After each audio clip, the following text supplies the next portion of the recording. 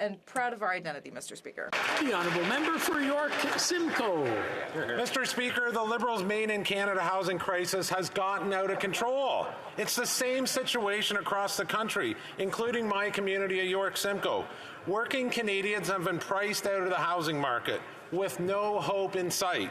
Now, home builders are stopping the construction of new homes. Liberal inflation has caused prices for material to skyrocket. That's right. There are too many ways for builders.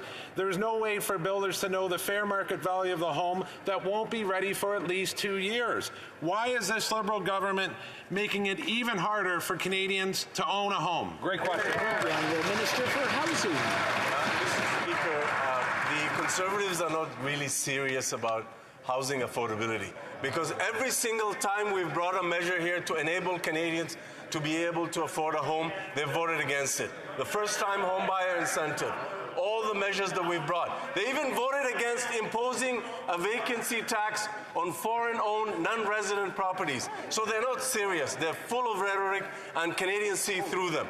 We will take additional measures to improve the first-time homebuyer incentive and turn more Canadian renters into homeowners. Let's see if they vote against that. The honourable member for Yellowhead. Mr. Speaker, $400 billion newly created cash has driven up consumer prices, and constituents in my riding, especially seniors, can't afford their basic necessities. In addition to rising consumer prices, electricity and heating bills are increasing due to the carbon tax, which is to increase again on April 1st.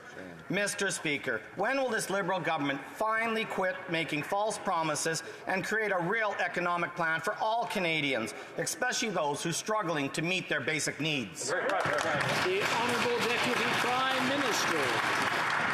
Mr. Speaker, the Conservative MP began his question talking about government spending, which he seems to deem excessive. So I'd like to remind him that he, together with every single Conservative there, actually ran on an election platform proposing higher spending in 21-22 than the Liberals did. They proposed a $168 billion deficit. We proposed a $156 billion deficit. So could the party of flip-flops tell Canadians what they stand for today? The honourable member for Brantford Brant. Mr. Speaker, with more than 1.3 million unemployed Canadians, 200,000 jobs were lost in January alone. At the same time, our businesses are struggling to fill almost 1 million jobs. Canada's economic recovery is in jeopardy.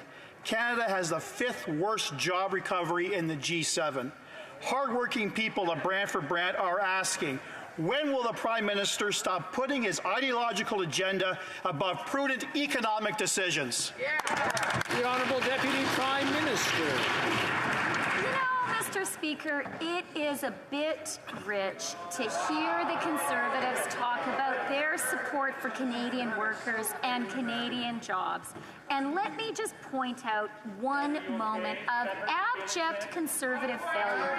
And that was before Christmas, when we knew Omicron was coming. We knew Canadian workers and businesses needed support. But you know what? The Conservatives voted against that measure. And when it comes to jobs, Canada has recovered 101% of the jobs lost to COVID. U.S., just 87%, Mr. Speaker.